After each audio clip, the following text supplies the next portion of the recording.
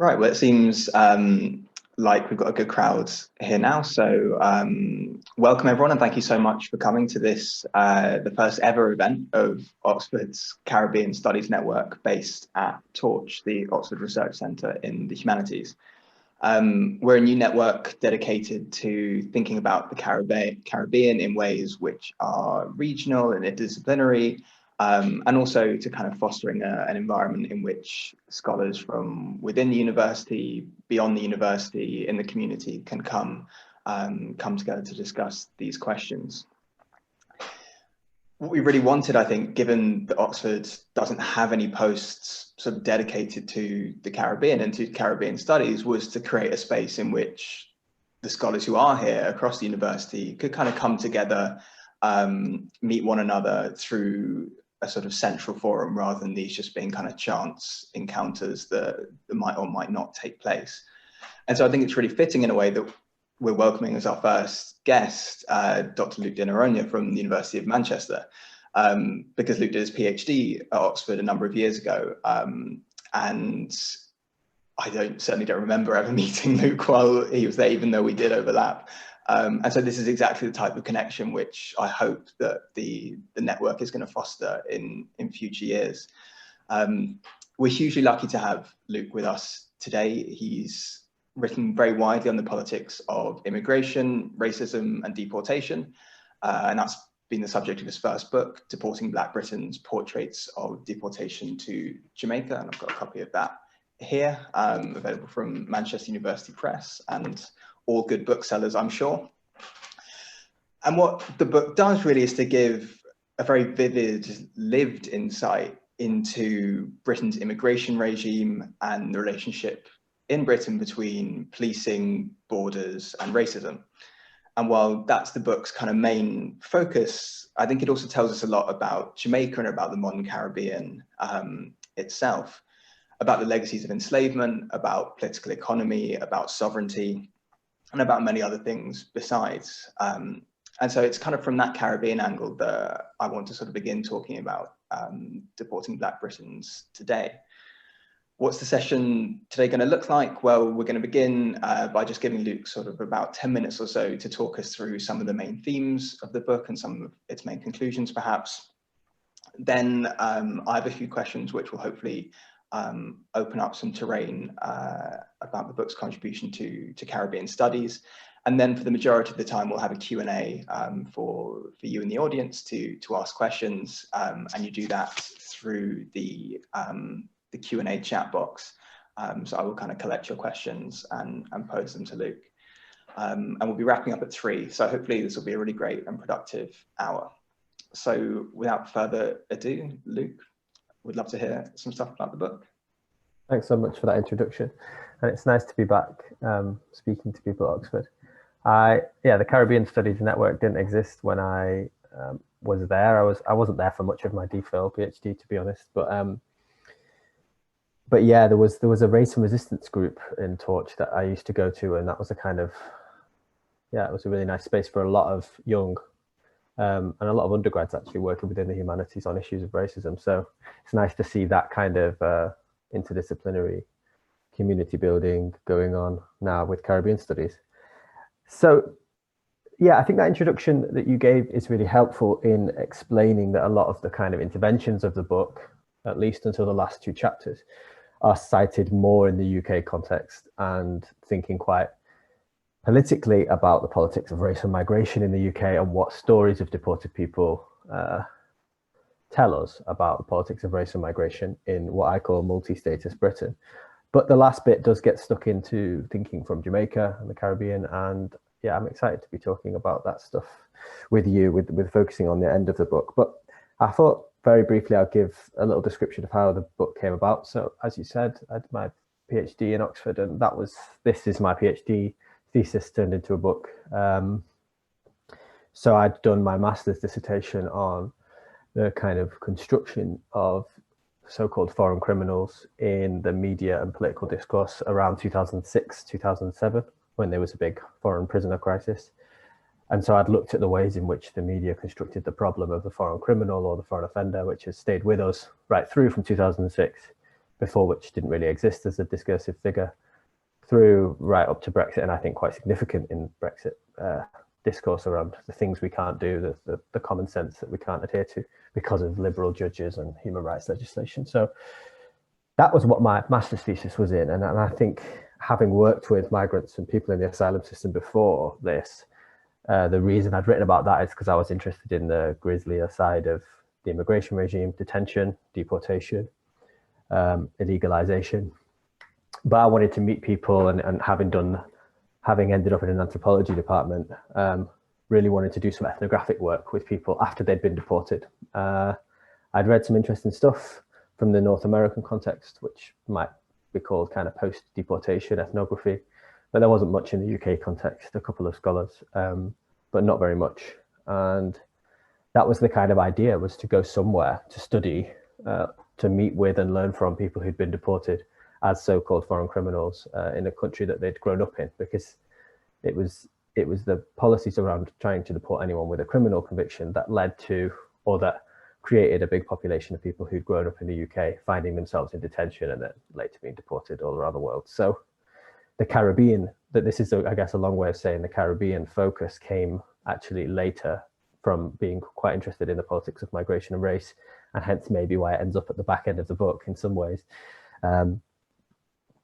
So yeah, that was the idea, and I went to Jamaica in 2015 for the first time, having never been, and worked with a local organisation that did some supporting of deported people, an organisation of deported migrants themselves, and I guess started meeting people, arranging to meet them, talking to them, and then travelling back to the UK because I didn't live in Jamaica for any longer than a few months at any one time, and meeting with friends and family. And so the shape of the book has 4 ethnographic portraits of 4 individual men who spent half their lives in the UK before being deported, having moved here as between the ages of 10 and 14. And there's 4 individual portrait chapters of those individual men, but also in light with conversations with their friends and family. And they were the guys I met in the first few weeks there, came quite close to, and so that when I did come back to the UK, I was already kind of speeding ahead, meeting their friends and families, and we'd become part of one another's lives quite quickly. And that's kind of why I ended up with 4 very intense portraits. Then the book moves on to focus on just a chapter on friends and family and hierarchies of citizenship in the UK. And then the 2 chapters we might focus more on today, kind of post-deportation outcomes for people, and there to have a conversation about citizenship and sovereignty. And then in the last chapter before the conclusion, more about the relationships between the UK and Jamaican government as they organise expulsion, and how that feeds into wider kind of foreign policy arrangements, with a bit on race and mobility there. So that's kind of the overall shape of the book. Its core interventions, hopefully we'll get to, but I suppose politically, as much as anything purely intellectual, I was concerned with the relationship between racism and immigration control, 2 conversations that are often held apart in the British context and elsewhere. Conversations about migration and conversations about racism. I think thinking from the perspective of someone without citizenship creates a lot of challenging and important questions for people concerned about challenging racism. The relationships between criminal justice and immigration control, which of course is part of how racism gets articulated in this country, but seems especially urgent in light of recent mobilizations around the world. And kind of trying to link conversations about race and migration to, which kind of came later through meeting people, through to conversations about gender, sexuality and the family, given that people mostly, their only grounds of appeal were to claim right to family and private life, and yet they were denied that right in the process of their being deported. So that raises questions about who counts as a legitimate family member or father or partner. So hopefully we can come to some of the other stuff, but I'll leave it there. Hopefully that gives a bit of an introduction to the shape of the book and how it came about. That's really useful, thanks. So in a way, I guess I want to sort of start with those sections towards the end that you described, where you delve a little bit into sort of questions about Caribbean sovereignty and so on. And to begin, I guess I wonder if you could talk to us a little bit about economic insecurity, as I think you call it, and poverty in Jamaica. In the book, you kind of link these to being sort of legacies of plantation enslavement. and suggests that this situation kind of conditions both the reasons why people emigrate and also the conditions that people face on their return.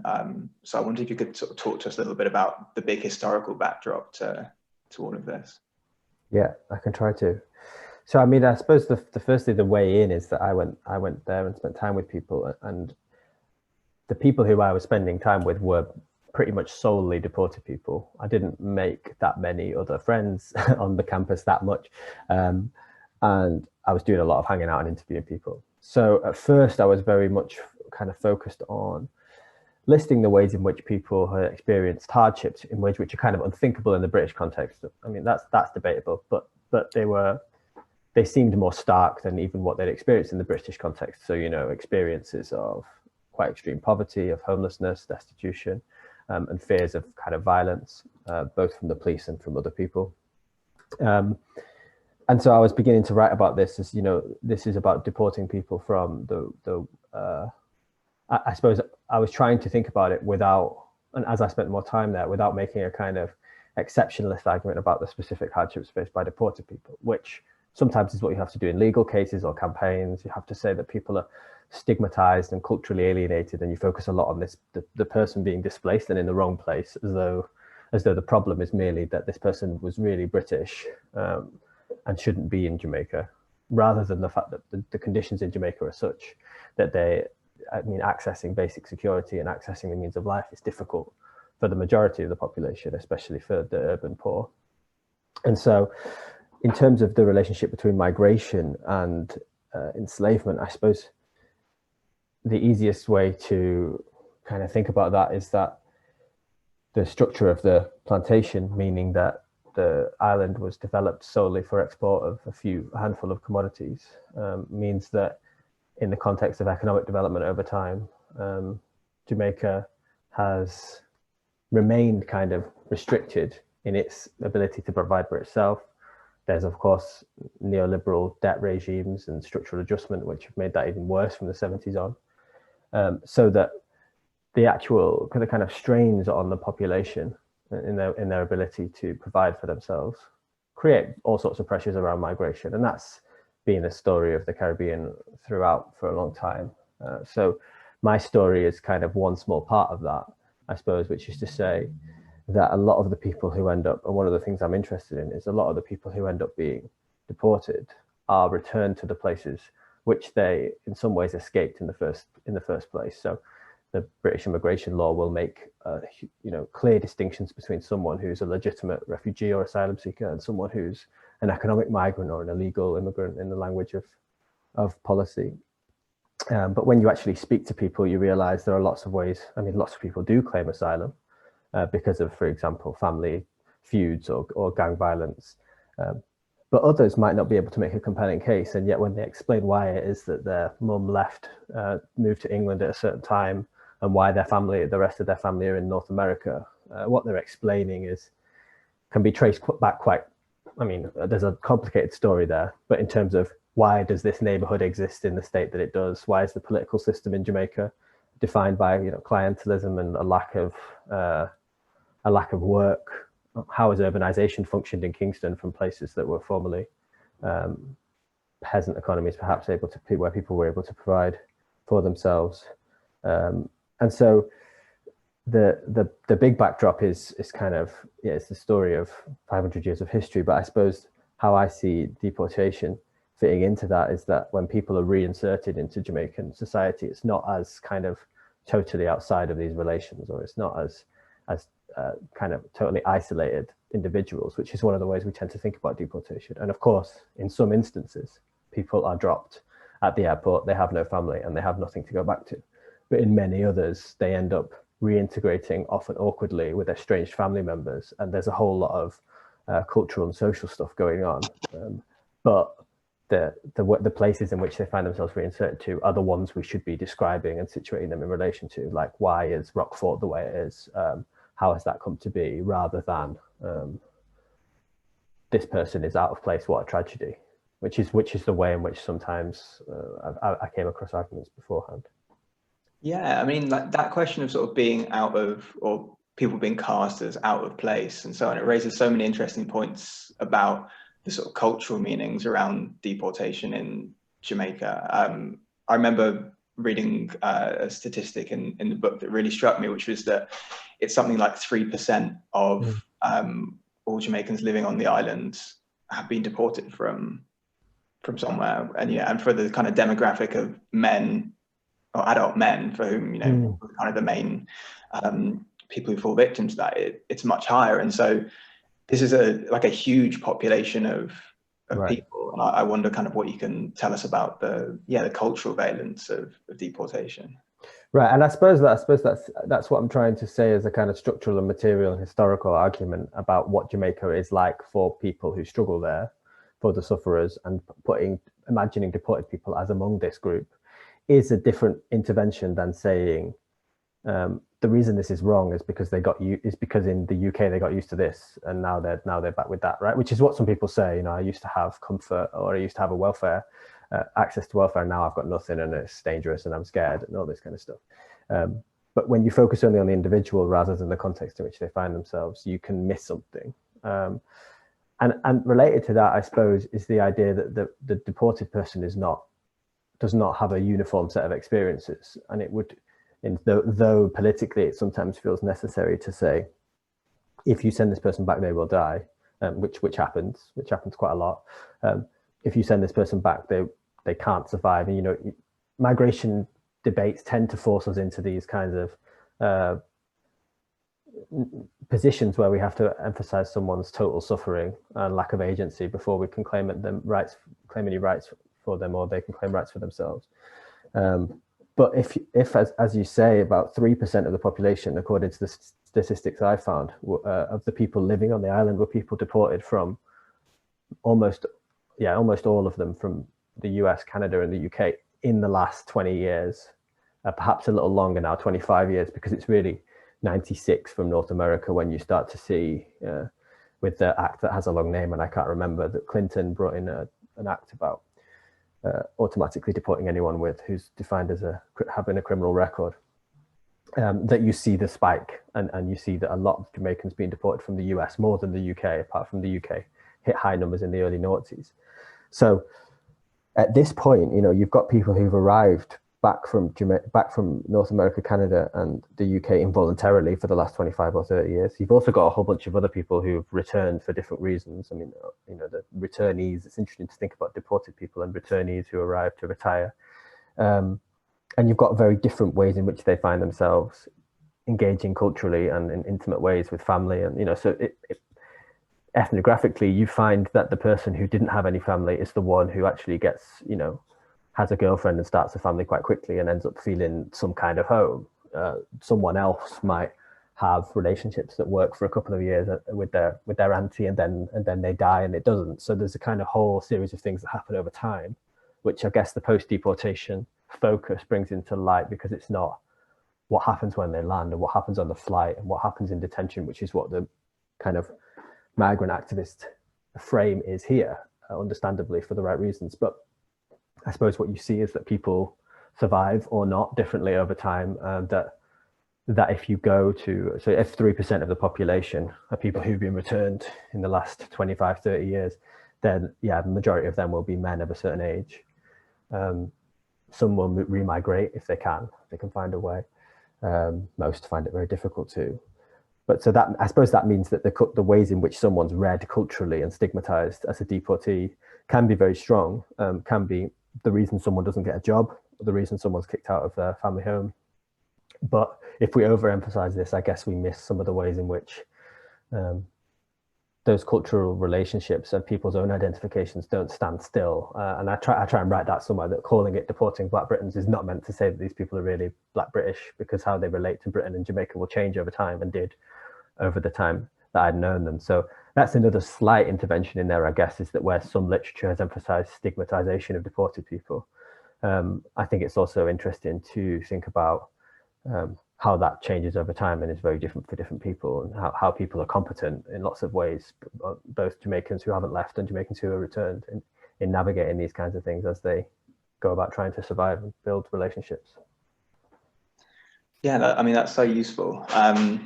I want to circle back as well, just to the first point about the legacies of enslavement. In a way, I kind of read the book as a reflection or a sort of intervention in part into thinking about kind of Caribbean freedom and unfreedom over a sort of much longer time span. So what you kind of are describing in terms of the sort of economic legacies reflects, you know, for me, or spoke to me to a much bigger body of work about the kind of stalled promise of emancipation, you know, freedom from enslavement, and the ways that the kind of ideological content of that freedom has limited sort of the possibilities for development, or whatever you want to. But I think what's also coming through is the kind of stalled promise of decolonization and of the sort of nation state project for places like Jamaica. The way that, as with something like emancipation, it's freedom into a system that then has new ways of kind of exerting control. In this case, as you mentioned, sort of on the one hand, things like, you know, neoliberal debt regimes, but on the other, these kind of hierarchies of citizenship. So, you know, insofar as decolonization is a sort of a freedom in that it gives kind of nominal equality as a nation state, what's actually providing is a sort of very unequal access to the international order. So I was really struck in the book by your comments about sort of, you know, what we can learn about Jamaican sovereignty from all of this, and I wonder if you could kind of just spin some of that out for the audience. Yeah. So this is in the chapter 7, some of the stuff on sovereignty, and I suppose deportation, I mean, there's a lot of liberal kind of political philosophy that talks about migration and whether it's ethics of migration and deportation and amnesty and all this stuff. There's a lot of these guys have these debates that are incredibly abstract. But part of what comes from that, I suppose, is an acceptance that deportation might be justified because you're returning people to the country of which they're a member, and all nation states are sovereign to determine the rules of membership and entry and who can stay and on what terms.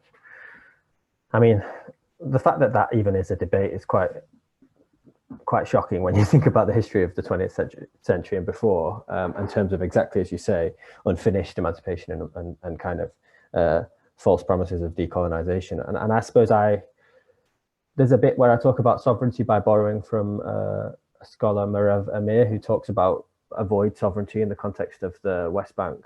And I found that helpful because she's basically describing the ways in which the Israeli state, the occupying Israeli state, grants some kind of nominal sovereignty, avoid sovereignty to the Palestinian Authority, so that it is supposedly in control of the welfare of that population, while the Israeli state retains control over borders and is still effectively occupying that space.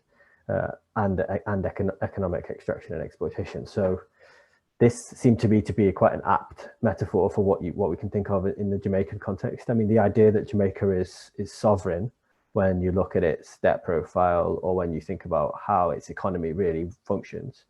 I mean, some of the statistics that came out were that GDP, that tourism contributes an average of 32% towards Jamaica's GDP, devastating in light of the current pandemic. And that takes over from what has previously been the place of aluminium, bananas, and sugar.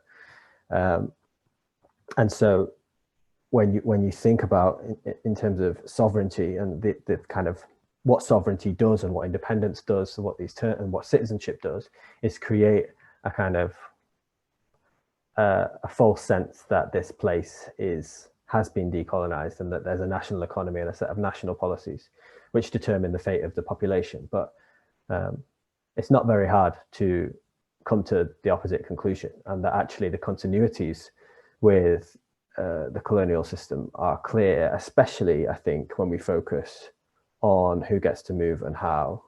So we have control of the economy, and I'm not an expert in political economy, but of course there's lots of writing about neocolonialism and about the ways in which, you know, debt has functioned to perpetuate colonial forms of dependency and dispossession. But in terms of mobility, I suppose I find it helpful because who gets to move and who is contained and who is illegalized and who is forced to move have always been central to colonial regimes, colonial management of mobilities with enslavement, indenture, kind of picking people up to where they're needed and moving them around or dispossessing them or disappearing them, was the story of the kind of colonial regimes of rule in different ways over several hundred years. And I think one of the ways I'm trying to get at the continuities, but also the differences, is to think about how the management of mobilities through the liberal kind of the liberal justifications of sovereignty, independence, and citizenship actually do very similar kinds of work. That citizenship does quite similar kinds of work to that performed by race in maintaining global order, in trying to organize markets, in trying to manage populations, determining who belongs where, what to what group, and therefore what rights correspond to that, and where labor can best be exploited. And this is not to create a kind of whole conspiratorial system where it all works perfectly. There are lots of gaps. There are many different competing, what you might think of as elite interests. So there are people who quite like undocumented labor for it to be exploited. There are other kind of claims about closing the nation that don't totally align. It's not all a perfect system. How could one manage the mobility of human life totally? But there's something in that aspiration to justify incredibly uneven mobilities of people and things and stuff based on where people are seen to belong and what is seen to be useful for capital accumulation, that are continuous across. And I think that mobility is one of the ways we can see through citizenship and sovereignty and kind of see connections between race and immigration control.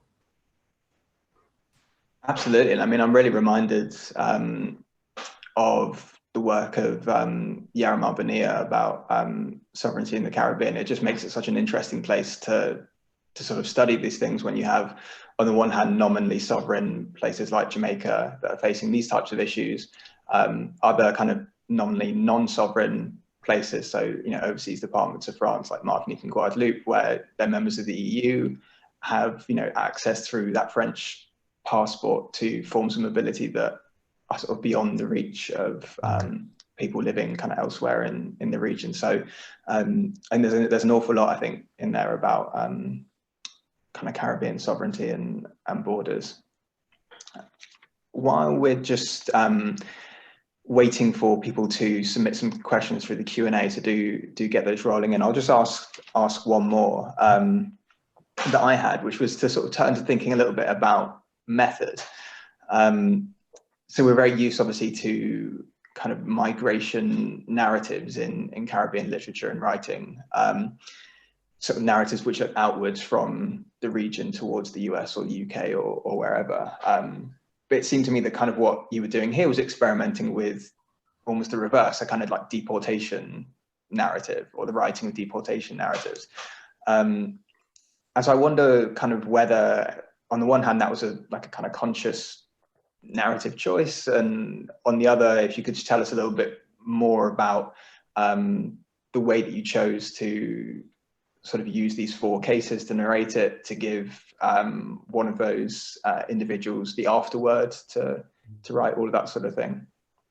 Yeah, it's a good question. I don't think it was deliberate. I think it reflects in some ways the fact of what I said at the beginning, me coming from the British context, and then spending time in Jamaica with a bunch of people who were familiar and very, I mean, the easiest people. Had I gone with any other rationale, these would still have been the people easiest for me to understand most quickly, because we grew up similar age in the same country, and with very different kind of opportunities, etc. But there was a lot of shared ground. So I think in some ways it reflects the lesser kind of narrative choice as much as a kind of methodological effect of the fact that I went out there from the UK with no intention to, or with no personal decision to live there for like a year and a half, as a couple of people I met out there were doing. But I think you're right in that does create something interesting for wider literatures on migration. And I suppose already the problem of deportation creates a lot of interesting questions for migration studies, which I'm not invested in particularly, but, you know, is it forced migration in the same way that we talk about refugee migration movements, for example? Do questions about integration, cultural identity, how do these all work, belonging, how do these all work when someone's been involuntarily expelled, forcibly expelled from the country where they did call home? And all sorts of questions about how citizenship is a violent exclusionary force rather than a kind of homey means of providing people with political membership, which is just accepted widely across the board. So it raises all those questions. I think I would leave it to the Caribbeanists to take it in some different directions in terms of what it says about, what it says and how it speaks to some of the narrative work and fiction as well on Caribbean journeys outward to elsewhere, and transnationalism. I mean, also transnationalism as a concept. How does that work? So, I mean, one of the early scholars of deportation ethnographies wrote about forced transnationality, for example, which is just, I guess, one way of trying to say that a lot of these processes that we studied primarily from the Caribbean, in the case of transnationalism, work in interesting ways with deported people. So I hope it does some of that, but I guess it does it in a way that's geared back towards understanding Britain a lot, rather than a book that's actually more balanced. And I think had I been more engaged with Caribbeanist literature before I started, had I had a different way in, had I spent more time there, it might have ended up with a slightly different weighting than it has. And I guess that's just one of those interesting things about the way life plays out when you're doing a PhD. But no, I'd like to hear more about that. We have to talk about it another time, but it's a really interesting question in terms of how it fits into that wider literature. Yeah. So thanks for that answer. We've just had a couple of things in through the Q&A. So the first question is from Kane, and he says, "We're now begrudgingly and belatedly recognizing that Black migration has produced a tangible body of diasporic culture and has forced socio-cultural shifts in the UK.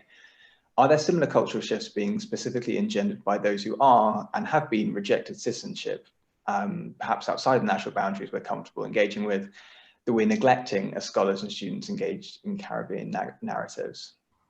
I need to get my head around that question. So I get the first bit about how is the question that we begrudgingly accept that Black people Caribbean people have changed this place, the UK, in significant ways. Do deported people do the same where they're sent to, or is that not quite the question? I think, yeah, it's a question about sort of cultural production by returnees, deported people, that sort of thing. Yeah, I mean, I don't know about that. I don't know if I'd stretch far enough to say that with my experience in the Jamaican context. One of the things I found difficult or lacking was, I suppose, at one point after arriving in Jamaica for a while, I kind of wanted to know, like, where's the left at? Where are the young, student-y alternative types? And I never really found it. I don't know if I looked hard enough, if I was doing too much ethnographic stuff. But in other places, for example, there's an academic called Clara Lecade, I don't know how you pronounce her surname, who's French, who did stuff in Mali and was a lot about the political organizations of the Malian returnees, deportees. So it's about political organizing among those who've been returned. And I think there's an interesting story to tell about the organization I worked with, an organization of deported migrants, who in many ways the key members were politicized in the North American prison system while serving long sentences, came back around 2009, 2010, set up a kind of organization, and in that way became a public presence. And I'm thinking more politically than culturally here, because I think it's easier to see an organization that were doing some stuff, but then they ended up relying on their funding from the British Foreign Office to do services like collect people from the airport and provide them with information. So that's messy, and that's in the last chapter of the book. In terms of the cultural shifts being engendered, I don't know. It's hard to separate. I mean, Jamaica's output culturally is massive, and that's always been about not just things coming from Jamaica, right, but travel, all sorts of travel of cultural forms and ideas, literature, etc. So I don't know if I could put my finger on when the place is already so mixed up and in the world and kind of global presence to be able to kind of distinguish anything specific about the impact of deported people on culture, if that answers the question. But I'm happy to talk more if it doesn't quite get there. No, I mean, I think that's really it's a lot to go on for now. I mean, I wonder whether I think it's Buju Banton has just been sort of returned from serving centres in the US, and I wonder kind of I haven't been kind of keeping up hugely with the kind of response to that, but I wonder, yeah, what type of debate that would have engendered in Jamaica, obviously being such a huge kind of cultural presence. No, and I mean there's different things before my time about where the figure of the Yardie fits, and this is in some ways related to the figure of the Don or the kind of area leader. And so when Chris Dudders Coke and the whole thing in Tivoli Gardens and that moment of civil war, I guess, is partly about transnational movement, and a whole bunch of people in the shower posse were deported. So there's loads of. I wasn't on that. I wasn't looking at it, I mean, for very good reason. I wasn't really interested in the kinds of more organized networks, but their impact must be big in local places. And I think I didn't find much of it in other people's work. There's some talk. So Tanya Golash Bozo, who writes about deportation and did a little bit in Jamaica, has some interesting stuff about the way people are received in Guatemala, for example. Kind of their tattoos are seen as kind of dangerous, so it's hard for them to get jobs, but then they'll maybe have some kind of like cool points or sex appeal because they have a little badness attached to them. So there's things like that can happen in the context of deportation. I just can't put my finger on, especially from the people I met. There's no clear way to tell a story about being movers and shakers in that way. So the next question we have is from David, and he says, please can you say something further about the experience of deportees in Jamaica in terms of their reception by the community and family, and in terms of formal government recognition or support, if any? Yeah, so I'll take the two bits of that separately, because I guess they're kind of a bit different. But what I was trying to get at in my response to your question, Michael, is that I can't give a clear answer about how people are received by family and by community, because I think it varies quite significantly. The question just disappeared, but that's fine. It'll be unanswered. There we are. It was kind of useful to look at it. Yeah, so you could fit things into groups, right? So I mean, it's quite common for people to return to slightly estranged family members. There be some tension, and for them to fall out and be kicked out, but that's not always the case. It's some people end up building relationships. So two of the guys in the book now have partners and children, for whom that seemed like a remote possibility when I first met them, right? So things like that happen over time, and so it sort of depends what your time frame is for how their reception. What do we mean by reception in terms of the time frame? Homelessness is fairly common. Sleeping on a friend's couch floor is common.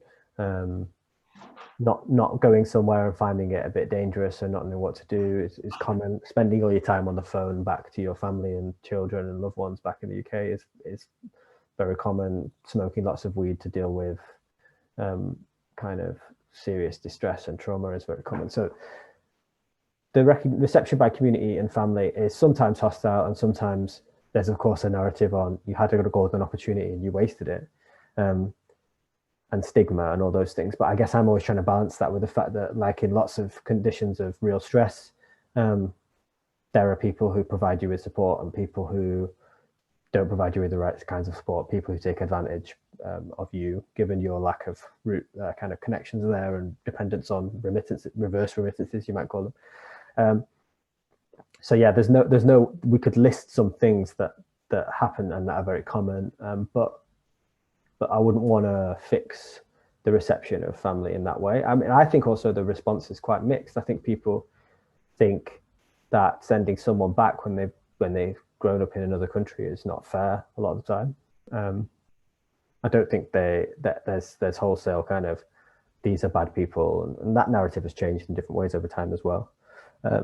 In terms of formal government recognition, there's the arrangements I talk about in which the British government work with the Jamaican government to fund some kind of services for people who've been returned, like the homeless shelter in East Kingston, like NODM, the National Organisation of Deported Migrants, who were previously funded to collect people from the airport, help them clear their items through customs, etc. And I spoke to people in government who were talking about creating a kind of policy on deportation, but they're as much concerned with monitoring people and policing people and identifying people over time as they are about supporting people in what is a country with no really real social security for all the reasons discussed earlier. So the figure of the deportee or the involuntarily returned migrant, because the deportee carries some pejorative connotations, is a figure in Jamaican governmental kind of thinking and policy talk and stuff. But whether that'll be effective or whether anything will even come of it formally, I really don't know. And as I say, as much of it's about control as it is around recognizing them as a group worthy of extra support, given that that just doesn't exist for so many people who need it. So we have another question about the people who've been deported, which is, I wonder if you could say more about the demographic aspects of the people you worked with. I think you mentioned many of them were men of a certain age. What's the impact on healthcare? And if so, many of them will require, I imagine, increased medical attention. So yeah, I mean, that I feature in the book mostly kind of young men. There are a lot of older men and there are a lot of women who are sent. I mean, the thing that's, I suppose, important in British policy is that deportation is a term reserved for people who are expelled because then their presence is not deemed conducive to the public good, which basically always means someone with a criminal record. And removals are used for enforced returns are used for people who are visa overstayers or failed asylum, refused asylum seekers, or whatever it might be. So a lot of the people I met who were women were mostly removals. There were a few who were deported after criminal conviction, but most of both categories were men, and certainly among those deported, those with records, the overwhelming majority were men, given that the overwhelming majority of people in prison who are criminalized are men. So yeah, I think when I read about in 2013, about 85% of deported people, and that's all people deported from North America and the UK, were men. So, and you mentioned men of a certain age. Yeah, exactly. So I guess by that, I mean, that if it's 3% of the population, then if you look at men between the ages of sort of 25 and 60, then you're going to have in poor areas, you're going to have a lot of people who are involuntarily returned. Healthcare, I mean, that comes up a lot in the legal cases, I suppose, is that will people be able to access healthcare and what kinds of healthcare do they need? Of course, many people have diagnoses of certain mental conditions, whether that's, so a lot of people facing deportation their lawyers will find evidence of their, for example, suffering with depression or paranoid schizophrenia or whatever it might be. The access to psychiatric care in Jamaica is, as you might expect, less comprehensive than it is here, and it's not particularly comprehensive here. So there are lots of people who come back as in the case of people who are criminalized, people who are poor, people who are illegalized with many health issues, and so some of them involve untreated mental health, ill health issues. Others include a whole bunch of other things that people struggle with. I mean, the recent case in the news of Asim Brown as someone who is autistic and has learning difficulties is quite familiar to me from cases I've read about or people I've met here and there. So there are a lot of health issues and a lot of the Home Office trying to deport older men, actually, some of whom are in wheelchairs, for example. There's cases like that. If the Home Office decide that someone has the record, especially if they've got a sentence over 4 years, they will do whatever they can. And it really doesn't matter about healthcare. I mean, they've deported people to Nigeria or tried to, who have said that if I go there, I won't be able to continue the medical treatment that keeps me alive. There's lots of cases like this. So yeah, there's a lot of health issues that come with deportation, and I guess it's just a sign of what the system is and does, that it has no real concern other than deport.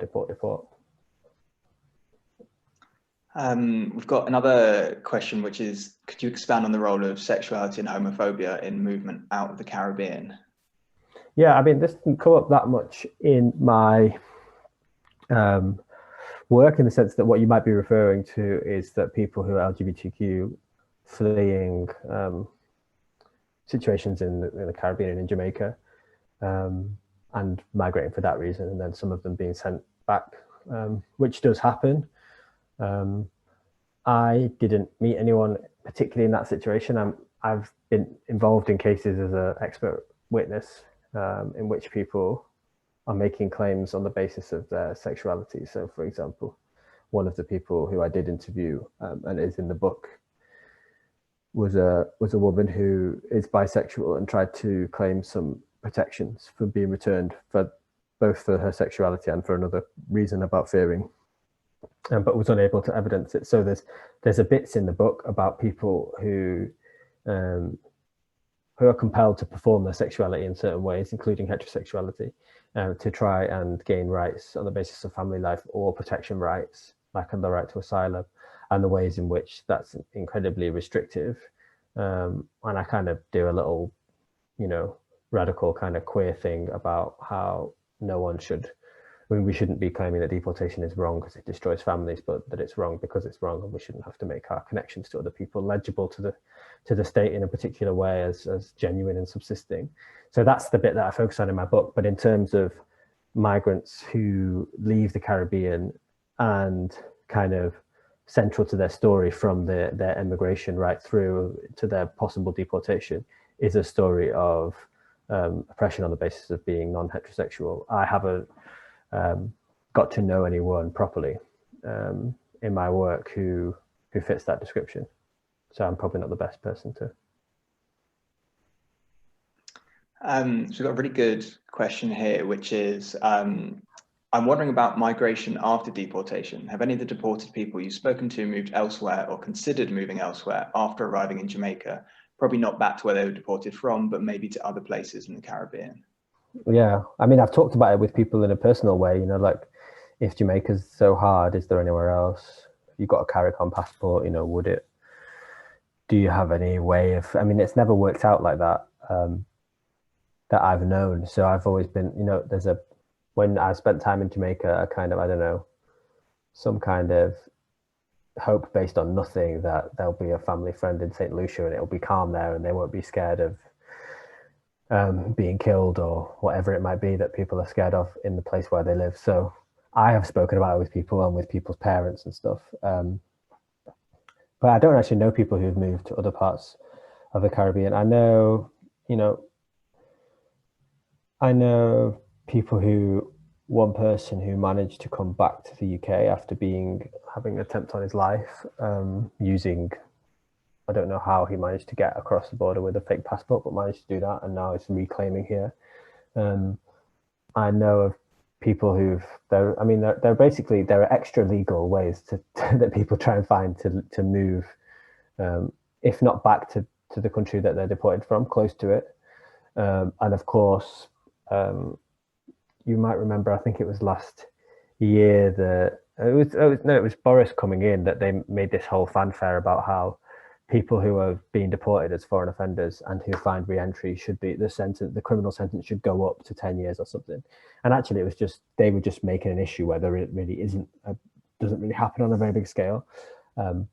But the states like North America, like the US in particular, have really high criminal sentences for illegal re-entry, and the UK will attempt the same, and databases in the EU work very well to prevent people from migrating. But people try, and some people find a way to move within Europe or to travel to different places. One of the guys in the book recently just went on a holiday to Cuba, and is trying to get some stamps in his passport so that he can travel maybe to the EU. But it's hard. It's really hard, and I don't know of anyone who's done it within the Caribbean, which I thought might be a way. It might be a thing. But I think without roots, it's actually, people mostly decide it's easier to stay where they built up something and where they have some usually some connections, and not to just randomly up and move to a smaller island often. Brilliant. We've had one more question through, which is, I wonder if Luke could expand on his suggestion that the Windrush scandal was in some way a direct descendant of the deportation of foreign criminals crisis in the 2000s. What's the history of this development? I don't know that I ever, did I say that? Anyway, I mean, there's an argument to be made. There's a thread, I'm sure. I mean, the foreign prisoner crisis, and this is my master's paper turned into a working paper for Compass, actually, but the foreign prisoner crisis emerges in 2006 when New Labour are kind of under attack from a number of angles for not being in control. 2005 is the year that I think it's Michael Howard in the Tory campaign basically says he'd scrap their being a signatory to the Refugee Convention of 51. So it's kind of an extreme time. A lot of people have arrived through the asylum system. 2002 is the highest number, I think. Around 2006, it's really high. And so this is when Tony Blair is saying, he's going to return as many as arrive. He's going to close down rights to asylum, all the stuff at Calais like happening. So it's an intense time in which the government is being accused of not being in control of migration in particular, but also of crime and welfare by a kind of a Tory right trying to find some way with the tabloid backing to get rid of an already very right-wing and warmongering Tony Blair. So at that time, the foreign prisoner crisis and the figure of the foreign criminal emerge as the ultimate baddie after years of New Labour introducing really punitive criminal justice policies and really aggressive immigration policies, particularly against asylum seekers. And then the foreign prisoner crisis is like people in the asylum system who are claiming to be asylum seekers are actually committing crimes, and there's killers and rapists and paedophiles on our streets, and we need to round them up and send them home. And this is what emerges. This is what then creates the kind of whole thing about foreign criminals, creates the policy of automatic deportation in 2007, when anyone with a 1-year sentence, the Home Office will automatically attempt to deport unless they can claim human rights grounds. That then creates the problem of human rights as the whole thing that scuppers the attempts of British people to protect themselves. And the Abu Qatada case is a big important one. There's the war on terror going on. So there's a whole lot of the story of the last 20 years, the kind of racist authoritarian turn that doesn't just begin in 2010, has been ongoing. And in response to that, after a whole bunch of intense immigration policies, the Tories come in and Theresa May says she'll create a really hostile environment for illegal immigrants, which the idea of which is to, deny people who are supposedly illegal rights to access basic services and rights to access the means of life, the things they need to survive, so that teachers, university lecturers, doctors, landlords, employers are all outsourced border guards checking and being checked. And it's that set of hostile environment immigration policies which produce, in particular, the Windrush scandal outcomes, so people being charged tens of thousands of pounds for cancer treatment, being deported to Jamaica or to other places of the Caribbean, and being rendered destitute.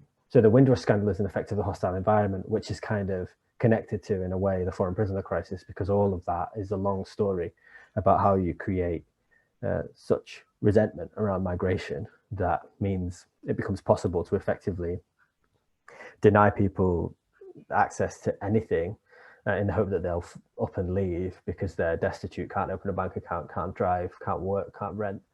And the Windrush scandal is basically people who